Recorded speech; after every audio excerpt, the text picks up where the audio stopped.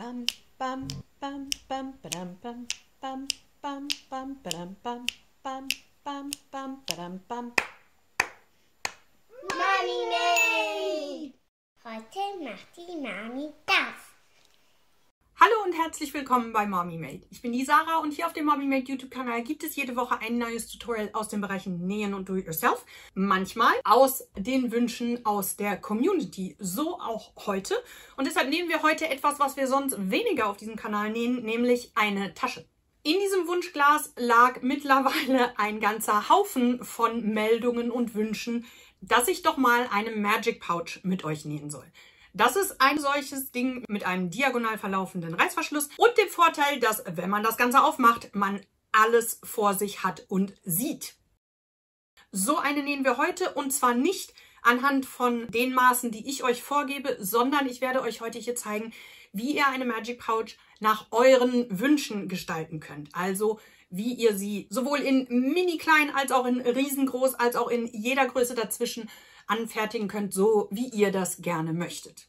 Wenn das etwas ist, was euch weiterhilft, dann freue ich mich natürlich sehr, wenn ihr dieses Video auch teilt und anderen weiterempfehlt und vor allen Dingen, wenn ihr es mit einem Like verseht und auch kommentiert. Wenn euch nichts einfällt, was ihr kommentieren könntet, freue ich mich auch über ein Emoji. In jedem Falle hilft diese Art Interaktion dem YouTube-Algorithmus und damit mir ebenso, wie es das tut, wenn ihr den YouTube-Kanal abonniert. So noch nicht geschehen.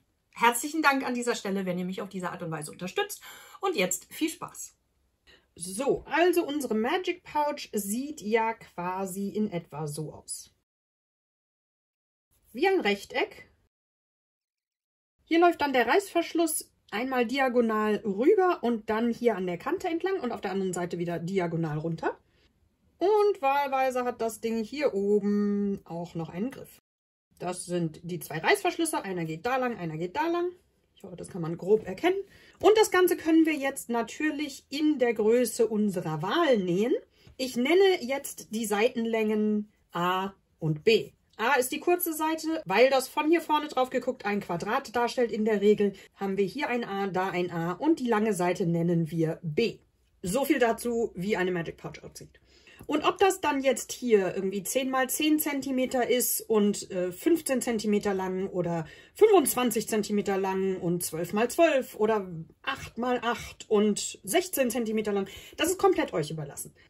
Für welche Maße ihr euch entscheidet, hat aber natürlich Einfluss darauf, wie viel Material ihr braucht. Was ihr für eine Magic Pouch braucht, ist ein Außenstoff. Ich empfehle festeres Material wie Jeans oder Canvas oder Softshell von mir aus auch oder Kunstleder oder irgendwas Stabileres. Es gibt genügend Tutorials, in denen da ganz normale Baumwollwebware verwendet wird. Das funktioniert sicherlich auch, ist dann natürlich eine Frage, wie sehr man das verstärkt und wie wichtig euch ist, dass die Pouch entsprechenden Stand hat oder ob es euch stört, wenn das Ganze ein bisschen labbriger wird. Ihr braucht einen Innenstoff.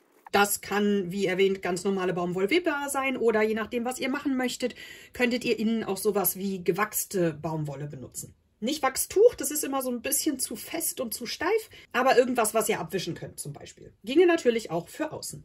Aus diesen beiden Stoffen braucht ihr Folgendes. Je einmal aus Außenstoff und Innenstoff ein großes Karree in der Größe A plus B plus 2 cm. Also quasi 2 mal A plus B plus 2 cm. Diese 2 cm sind Nahtzugabe. Und das gleiche eben auch an der anderen Seite. 2 mal A plus B plus 2 cm. Ihr braucht Seitenteile. Und zwar je 2 mal aus Außenstoff und 2 mal aus Innenstoff. In der Länge B plus 2 cm und in der Höhe A. Wenn ihr einen Griff machen wollt, braucht ihr ein Stück Stoff. In der Regel würde man dafür den Außenstoff nehmen. Das ist aber auch komplett euch überlassen. Da könnt ihr auch einen Kontraststoff nehmen oder was auch immer. Schreibe einfach mal Griff daneben.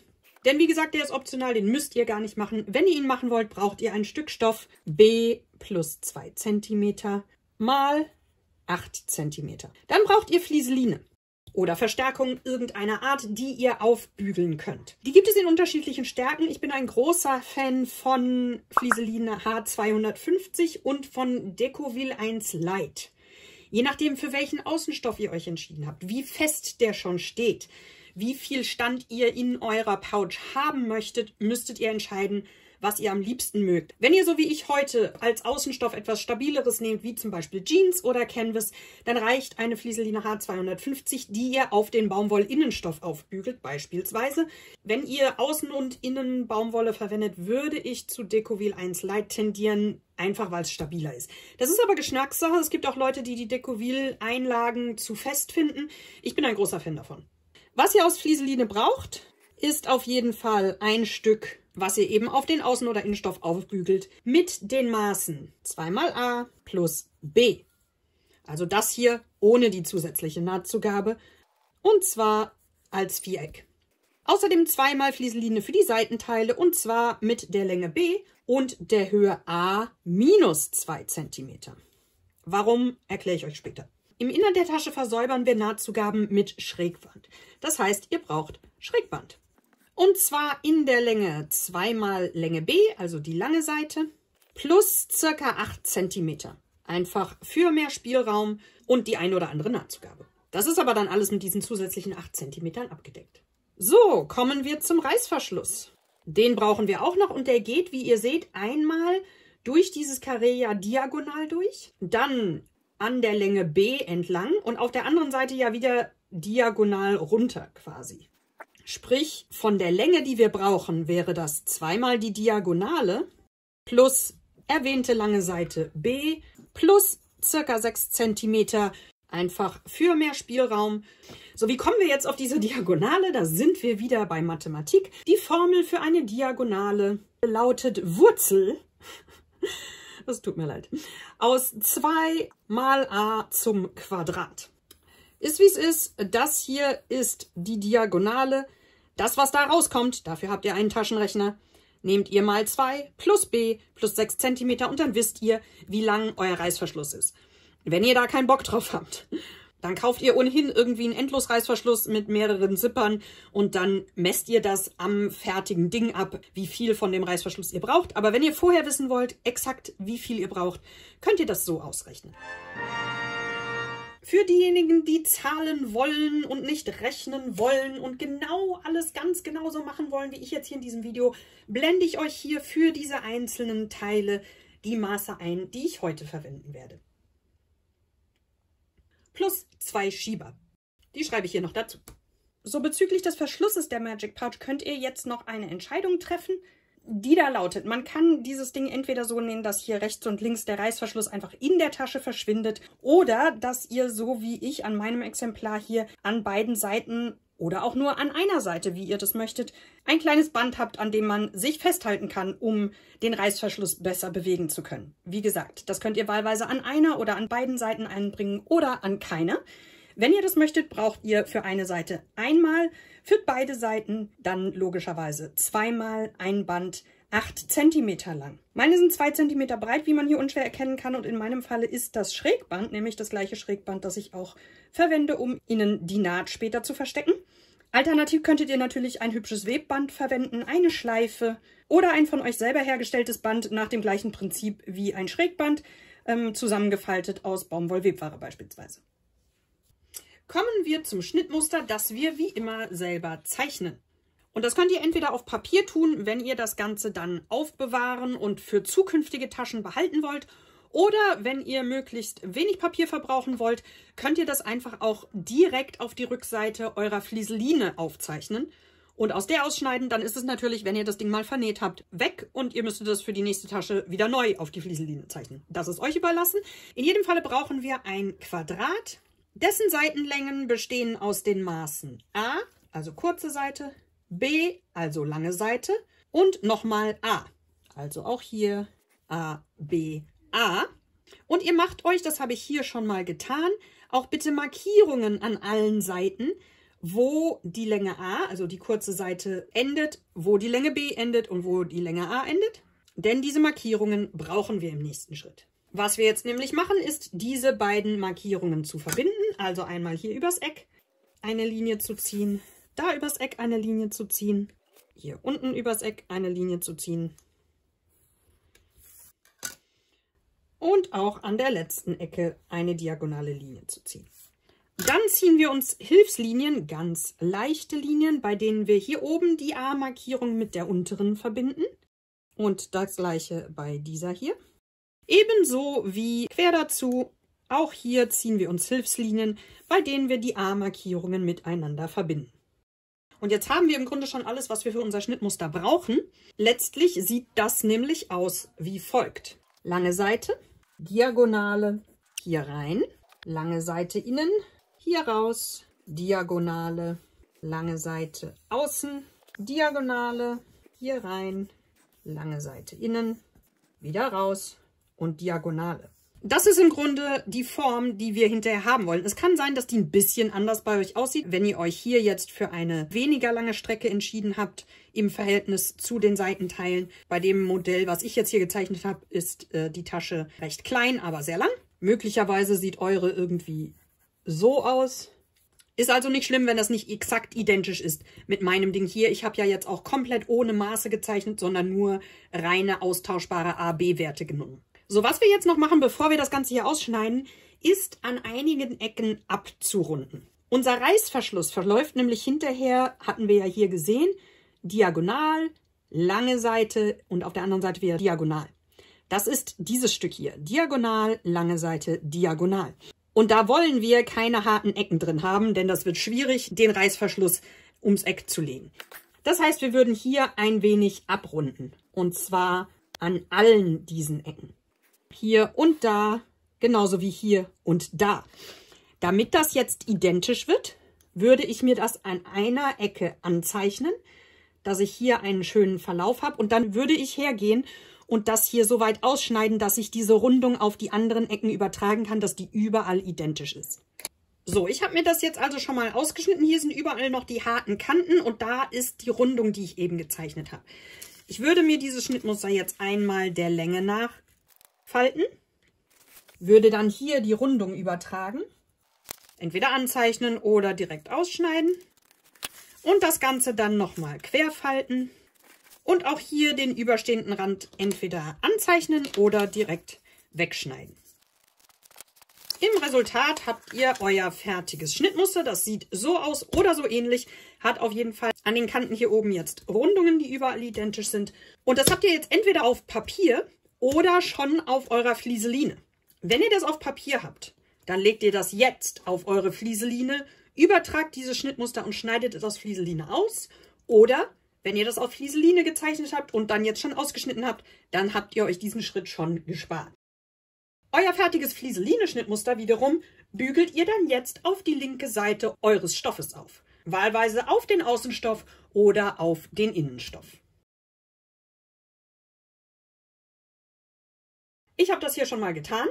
Und jetzt schneidet ihr um das aufgebügelte Flieseline-Schnittmuster drumrum und lasst dabei beim Zuschnitt am Stoff ringsherum 1 cm Nahtzugabe überstehen. Und diesen Zuschnitt legt ihr euch dann noch auf euren jeweiligen zweiten Stoff und schneidet den noch nicht zugeschnittenen zweiten Stoff entsprechend identisch zu. So, jetzt kümmern wir uns erstmal um die Seitenteile. Die habt ihr ja zweimal aus Außen- und zweimal aus Innenstoff zugeschnitten und ihr hattet Flieseline in einem sehr ähnlichen Maß und die bügelt ihr jetzt auf wahlweise euren Außen- oder Innenstoff auf. Ich habe das hier auf den Innenstoff aufgebügelt, weil ich ja außen, wie gesagt, dieses festere Jeansmaterial habe. Und ihr bügelt die Flieseline so auf, dass die komplett mittig auf euren Seitenstreifen ist, also ringsherum eine Nahtzugabe von 1 cm überstehen bleibt. Im nächsten Schritt legt ihr euch jeweils einen Außen- und einen Innenstoff rechts auf rechts.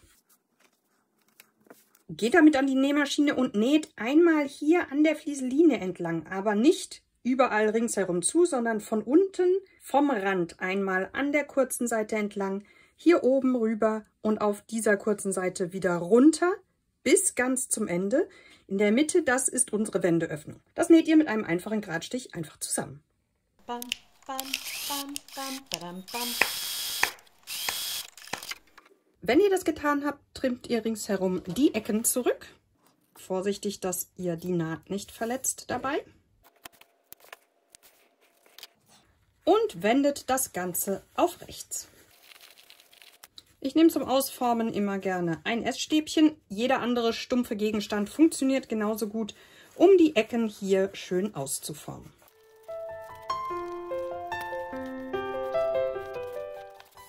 Formt das ordentlich aus, bügelt nochmal drüber und dann steppt ihr oben die Kante noch einmal ab.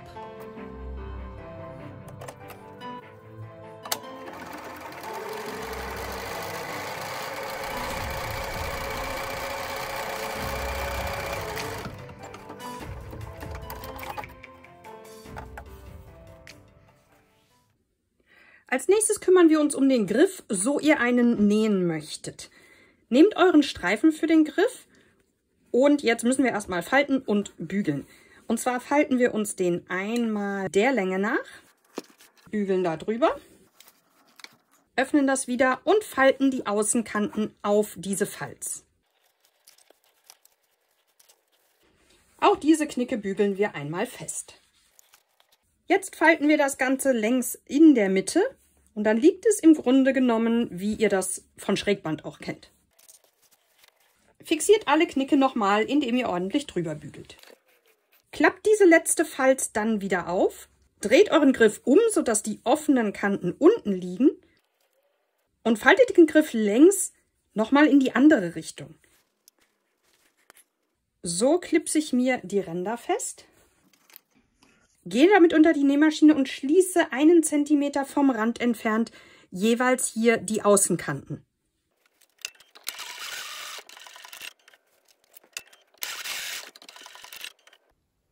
Das Ganze sieht jetzt so aus, zusammengenäht an den Rändern. Auf der einen Seite drauf guckend haben wir diese offenen Kanten und innen die Falz, die so wulstig reinguckt. Und auf der anderen Seite sieht es aus wie ein kleines Boot. So, auch hier schneide ich einmal diagonal die Nahtzugabe ein, auf beiden Seiten, und wende das Ganze jetzt,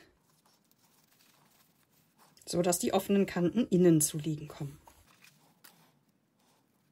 Auch hier forme ich die Ecken wieder ordentlich aus und bügel dann nochmal über alles drüber. Zu guter Letzt gehe ich damit an die Nähmaschine und steppe einmal ringsherum den kompletten Griff zusammen. Bam, bam, bam, bam, badam, bam. Jetzt bringe ich diesen Griff an meinem Außenstoff an. Dafür ermittle ich sowohl von meinem Griff als auch von diesem Außenteil die Mitte. Das heißt, ich halbiere mir den einmal, falte mir den, kann mir da wahlweise eine Stecknadel oder ein Clip oder was auch immer dran stecken. Oder das Ganze mit Kreide markieren. Und an einem meiner Teile mit der Rundung markiere ich mir ebenfalls die Mitte. Das könnt ihr tun, indem ihr da einfach mal mit dem Fingernagel so drüber streicht. Manchmal reicht das schon. Alternativ könnt ihr euch das natürlich anzeichnen. So, jetzt lege ich die Mitte meines Griffs auf diese Mittelfalz.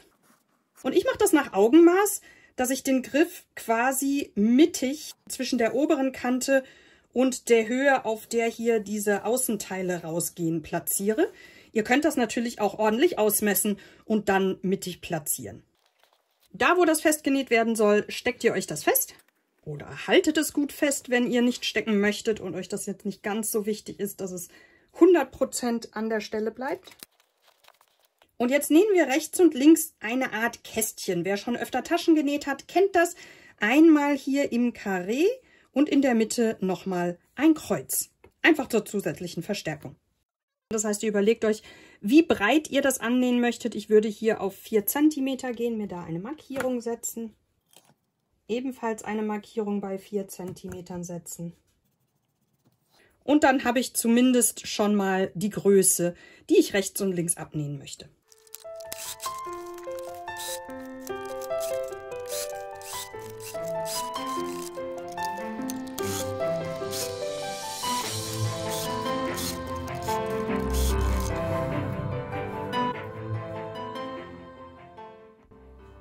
Soweit, so gut. Jetzt kommt unser Reißverschluss. Bei dem, da haben wir ja vorher eine Länge ausgemessen, die habe ich mir entsprechend zugeschnitten. Jetzt markiere ich mir als erstes die Mitte des Reißverschlusses. Halbiere mir den, falte und markiere mir die Mitte auf beiden Seiten mit einer Stecknadel oder einer Markierung irgendeiner anderen Art. Warum auf beiden Seiten? Weil wir jetzt Folgendes machen. Wir ziehen das ganze Ding auseinander. So, eine dieser Hälften nähen wir an diese Rundung an und die andere auf der gegenüberliegenden Seite. Fangen wir mit dieser an. Da hatten wir ja schon mal gefaltet und uns hier die Mitte markiert. Da legen wir jetzt unsere Mitte-Markierung drauf. Wir legen diesen Reißverschluss oder diese Reißverschlusshälfte rechts auf diesen Stoff. Folglich liegt die dickere Seite der Raupe zum Stoff gerichtet in Richtung Tasche. Und da stecke ich mir das Ganze fest. Das kann ich dann jetzt wahlweise, wenn mir das lieber ist, auch wieder mit Clips machen. So, dieser Reißverschluss muss hier einmal ringsherum angenäht werden. Ich stecke mir den fest und beim Feststecken stelle ich fest, dass wenn ich hier um die Rundung will und das hier so feststecke, der sich so blöd hochwellt. Und das wird sich natürlich spätestens beim Annähen irgendwie schwierig gestalten. Und um das zu lösen, schneide ich die Nahtzugabe an meinem Reißverschluss an dieser Stelle schon mal ein. Das heißt, ich habe hier von hier bis da, grob wo meine Finger jetzt sind, und in diesem Bereich schneide ich mir ganz vorsichtig den Rand dieses Bandes, also die Nahtzugabe, leicht ein. Nicht zu weit. Wir wollen damit nur erreichen, dass wir das ordentlich in die Rundung legen können.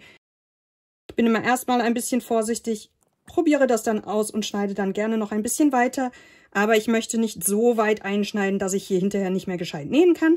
Wenn ich das gemacht habe, stecke ich mir meinen Reißverschluss hier an der Rundung ordentlich fest. Was dann jetzt dank dieser Einschneidungen kein Problem mehr darstellt. Das gleiche mache ich in dieser Richtung. Sieht dann so aus und auf identische Art und Weise gehe ich mit der anderen Reißverschlusshälfte auf der anderen Seite meiner Tasche vor.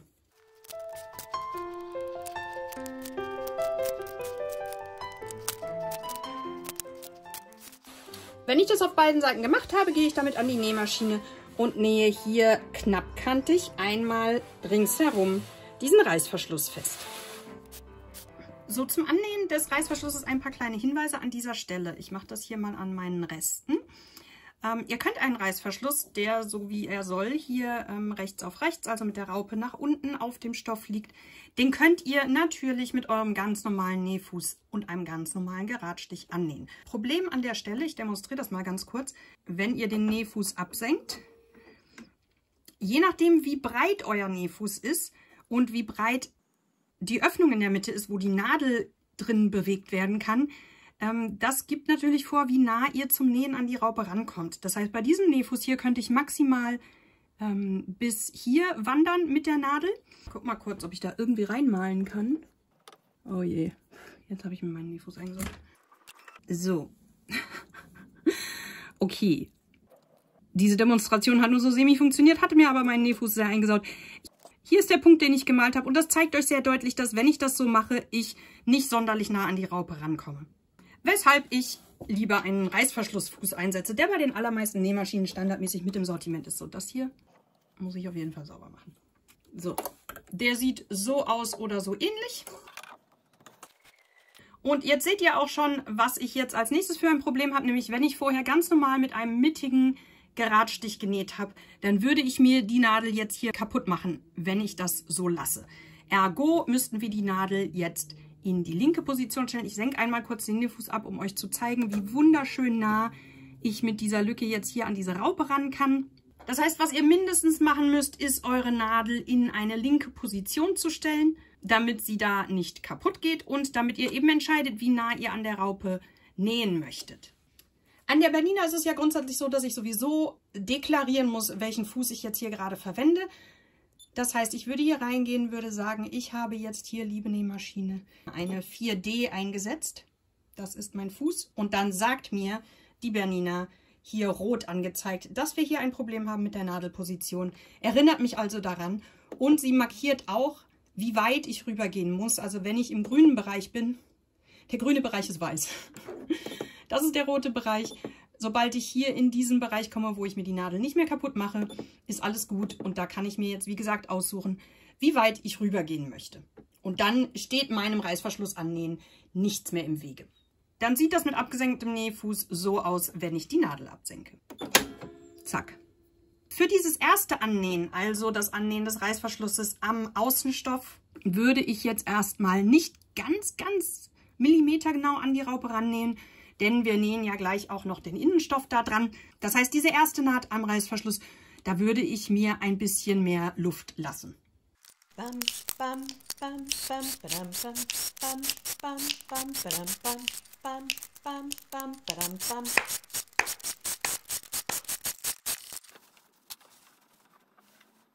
Sieht dann so aus, einmal ringsherum an der einen Seite und auch an der anderen festgenäht. Und jetzt nehmen wir uns unseren Innenstoff, diesen hier, der in meinem Falle die Flieseline hinten drauf hat. Das könnte bei euch genauso sein oder auch anders, das ist egal. Jedenfalls legen wir uns den jetzt rechts auf rechts, also schöne Seite auf schöne Seite, Kante auf Kante, hier oben an die Reißverschlusskante.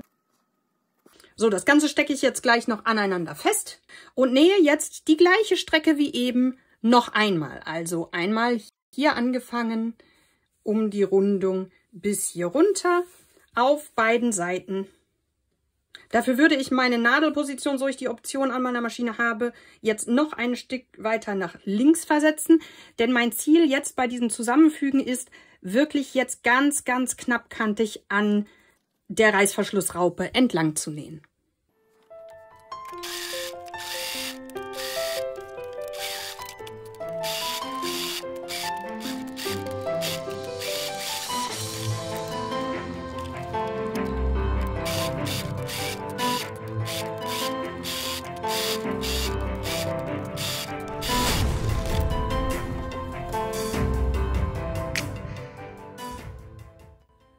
So, wenn ihr das soweit festgenäht habt, Innen- und Außenstoff und den Reißverschluss, dann geht ihr jetzt noch her und schneidet hier in den Kurven die Nahtzugaben der Stoffe ein. Bei dem Reißverschluss haben wir ja schon eingeschnitten, jetzt machen wir das auch noch bei den Stoffen.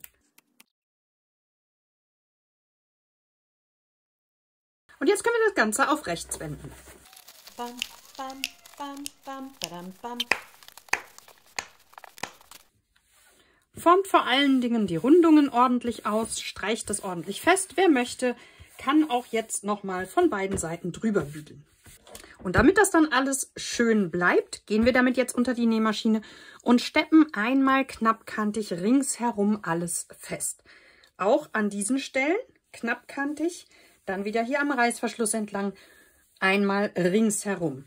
So, Obacht, wer jetzt gerne möchte, dass hinterher an der fertigen Magic Pouch rechts und links oder auch nur an einer der beiden Seiten ein Band zum Festhalten ist, der kann dieses Band jetzt schon einnähen.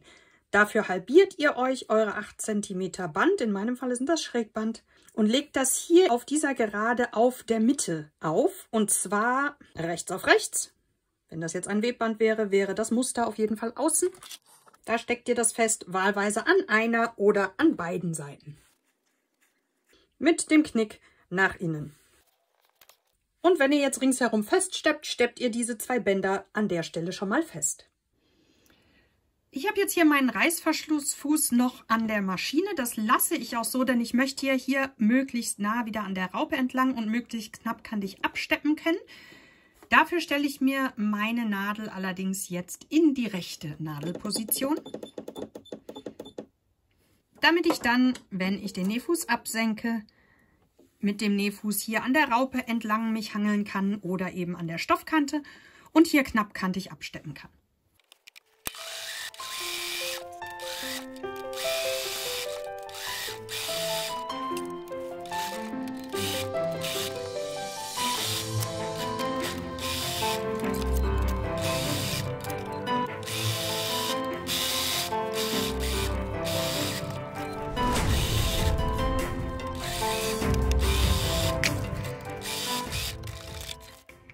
Sieht dann so aus, beziehungsweise so. Und jetzt können wir auch schon unsere Zipper aufziehen.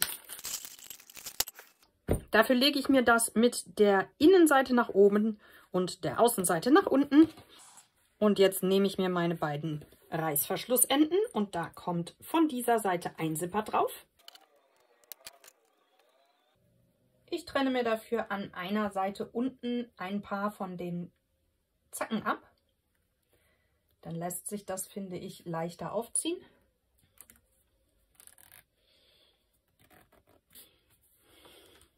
Ein Video dazu, wie man Zipper auf Endlosreißverschluss auffädelt, habe ich hier schon mal für euch online gestellt. Das verlinke ich euch nochmal hier und auch unter dem Video in der Infobox bzw. in den Kommentaren. So, wenn die eine Seite drauf ist, umdrehen und auf der anderen Seite das gleiche. Also hier Zipperende an Zipperende schlagen und den Zipper auffädeln.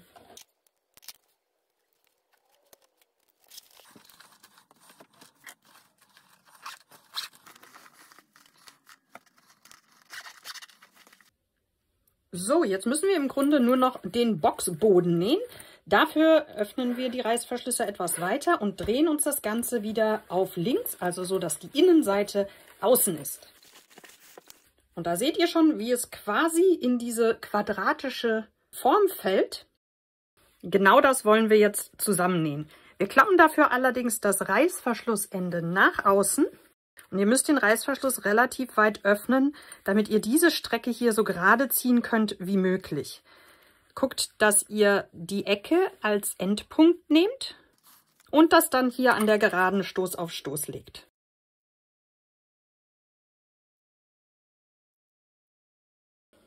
Und jetzt gehen wir damit unter die Nähmaschine und nähen hier rechts und links im Abstand von 1 Zentimeter alles aneinander fest. Da müsst ihr natürlich am Reißverschluss hier ganz, ganz langsam und vorsichtig nähen. Euch dann den Zipper aus dem Weg ziehen, dass ihr da nicht drüber näht. Aber das kriegt ihr schon hin.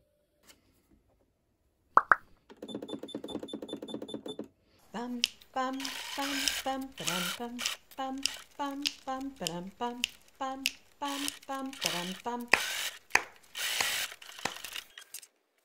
So, meine Lieben, das Schlimmste habt ihr überstanden. Apropos überstehen, die überstehenden Enden der Reißverschlüsse schneiden wir jetzt an dieser Stelle ab.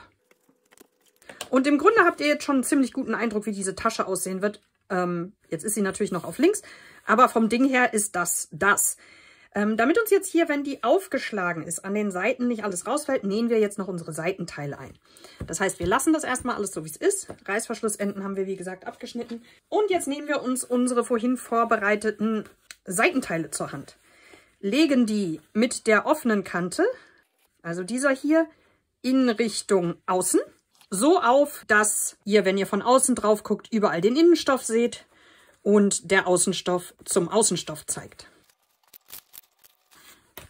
Das gleiche auf der gegenüberliegenden Seite. Und jetzt nähen wir an beiden Seiten nochmal die Seitenteile fest, etwas näher an der Kante, als wir das eben mit unserem Reißverschluss gemacht haben. Achtet auch hier beim Nähen darauf, dass wenn ihr hier auf Höhe der Mitte kommt, da ja der Zipper ist, dass ihr da nicht mit der Nadel drauf landet und euch die zerdeppert.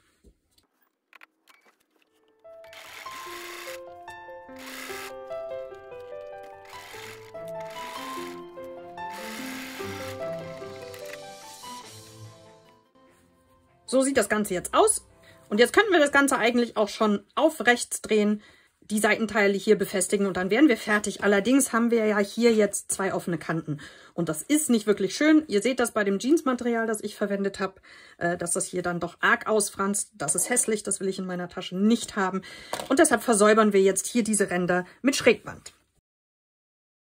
Dafür lege ich mir mein Schrägband so daneben, dass das vorne und hinten jeweils etwa 2 cm übersteht. Lege das Schrägband mit der offenen Seite nach oben, lege meine zu versäubernde Kante so darauf, dass die Kante direkt auf der Mittelfalz liegt, schlage jetzt das Schrägbandende an beiden Seiten um und dann von außen nochmal um und stecke mir das auf der ganzen Strecke ganz, ganz gut fest. Das gleiche mache ich auf der gegenüberliegenden Seite und dann steppe ich einmal hier dieses Schrägband an meiner Kante fest. So sieht das dann aus mit den versäuberten Kanten. Und jetzt gibt es im Grunde nur noch eine Sache zu tun. Und zwar, nachdem wir das Ganze auf rechts gewendet haben, Kanten schön ausformen.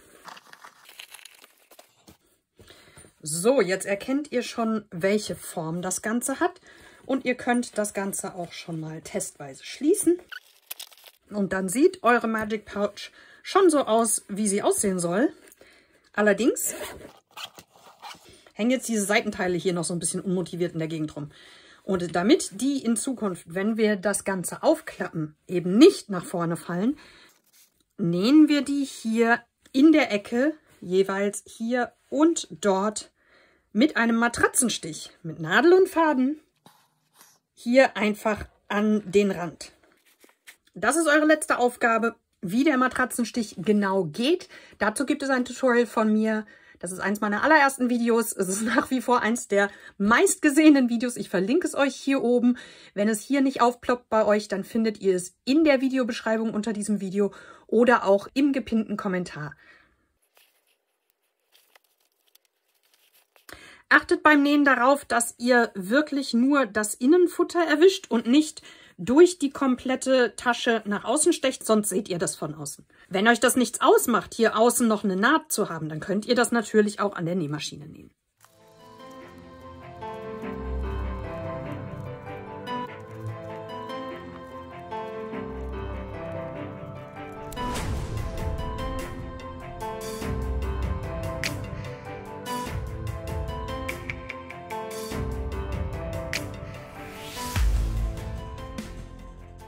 So, fertig ist unsere Magic Pouch, die ihr jetzt anhand dieses Tutorials, wie gesagt, auch in jeder erdenklichen Wunschgröße für euch anfertigen könnt. Ich persönlich finde sie sehr praktisch für sowas wie einen Haufen Stifte.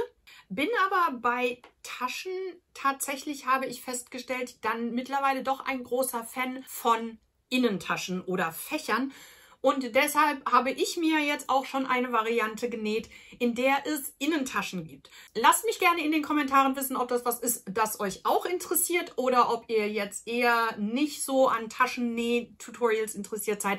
Und danach werde ich dann entsprechend handeln und diese Tasche entweder einfach für mich behalten oder euch auch zu diesen Innentaschen noch ein Tutorial erstellen. Wenn ihr nichts von den Dingen verpassen möchtet, die hier auf dem Kanal passieren, dann abonniert sehr gerne den Kanal und aktiviert auch das kleine Glöckchen, denn nur mit dem Glöckchen informiert euch YouTube über neue Videos von mir und ihr verpasst dann keinen zukünftigen.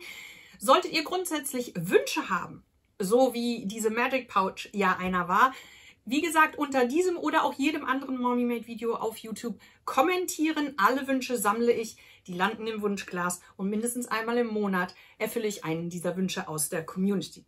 Ich freue mich in jedem Falle, wenn ihr euch auf dem Kanal ein wenig umseht, das ein oder andere vielleicht mal anguckt, was ihr noch nicht gesehen habt oder hier in Zukunft wieder reinschaltet und sagt Tschüss, bis zum nächsten Mal. Mommy Made!